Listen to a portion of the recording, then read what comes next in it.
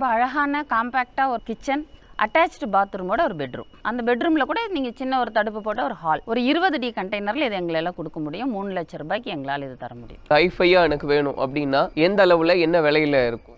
15 லட்சத்துலேருந்து 20 லட்சத்தில் உங்களுக்கு சொஃபஸ்டிகேட்டாக 40 டி கண்டெய்னரில் பண்ணிட முடியும். டபுள் பெட்ரூமு, அட்டாச்சு ஒரு ஹாலு, சிட் அவுட் வெளியில் அது கொடுத்து ஒரு 15 லட்சத்துலேருந்து 20 லட்சத்தில் கொடுக்க முடியும். கல் விலை ஜாஸ்தி, மண் விலை ஜாஸ்தி, மேஸ்திரி வைக்கணும், சித்தால் வைக்கணும், 1 வருஷம் ஆகும் சில பில்டிங் முடிக்க, 6 மாதமாவது குறைந்ததாக. இந்த பிரச்சனைகளை இல்லாமல் உங்களுக்கு என்ன கட்டணும் நீங்கள் ஒரு சும்மா ஒரு டயக்ராம் கொடுத்தீங்கன்னா நாங்கள் அதை அப்படியே கண்டெய்னரில் கொடுத்துருவோம். எது வேணாலும் பண்ண முடியும். இப்போ பார்த்தீங்கன்னா நீங்கள் சொன்ன மாதிரி கல் மண்ணில எல்லாம் வீடு கட்டுறது காலங்காலமாக அது பண்ணிட்டு இருக்கோம். இப்போ கண்டெய்னர் வீடுகள் அப்படின்றது எந்த அளவுக்கு நம்மளுக்கு ஒரு ஏற்புடையதாக இருக்கும்? அப்படி பார்த்தீங்கன்னா பழங்காலத்தில் நம்ம என்ன சாப்பாடு சாப்பிட்டோம், நம்மளுடைய உணவு முறை எப்படி இருந்தது? காலையில் சமைச்சல் நாள் மாவரைச்சு மறுநாள் தானே சாப்பிட்றது. இப்போ எல்லாருமே எதுக்கு விரைவு உணவகத்தை தேடி தானே போகிறோம். அதே மாதிரி தான் இது ஈஸி ஹோம், குயிக் ஹோம். உங்களுக்கு 10 நாளில் வேணும், நீங்கள் எனக்கு வீடு ஒன்று வேணும்னு சொல்லிட்டு நீங்கள் ஒரு டூர் முடிச்சுட்டு வரதுக்குள்ள உங்கள் வீடு உங்கள் வாசலில் வந்து நிற்கும். யாருக்கும் இப்போ பொறுமை இல்லை. ஃபவுண்டேஷன் போட்டு பண்ணி எனக்கு தெரிஞ்சு 1 வருஷமாவது வேணும் ஒரு முழுமையான வீடு உங்கள் கைக்கு வரத்துக்கு. நாங்கள் வித்தின் எ வீக் கொடுத்துட்றோம்ல, அதனால கூட இருக்கலாம். 2வது விலையும் குறைவு. உங்களுக்கு ரொம்ப வந்து அந்த லெவலுக்கு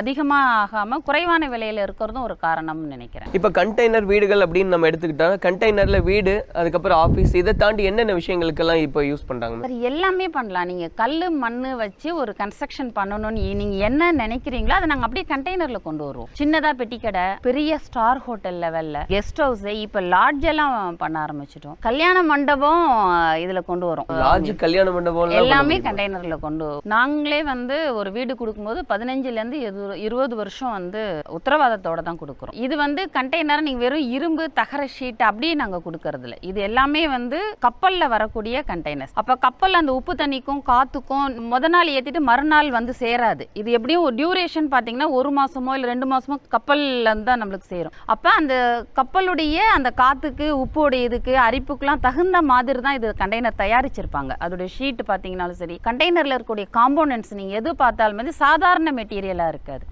அதை மாதிரி இருக்கிறத எடுத்து தான் நாங்கள் பண்ணுறோம். அதனால் வந்து இரும்பு இது வந்து துருப்பிடிச்சிரும் இல்லை சீக்கிரமாக வீணாக போயிடும், அந்த கவலை இதில் கிடையாது. அதை தாண்டி எங்களுடைய வேலைன்னு ஒன்று உள்ள பண்ணுறோம். இன்சுலேஷன் ஒன்று பண்ணுவோம்.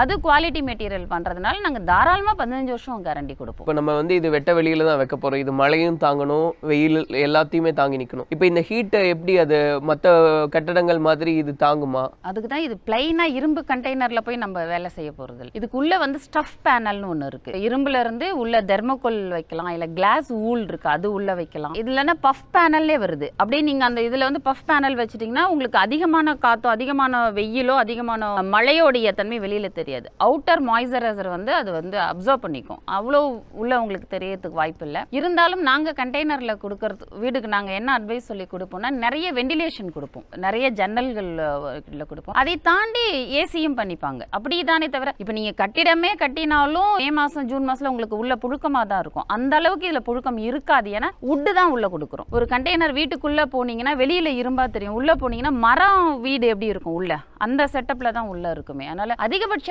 பாதிப்பு இருக்காது.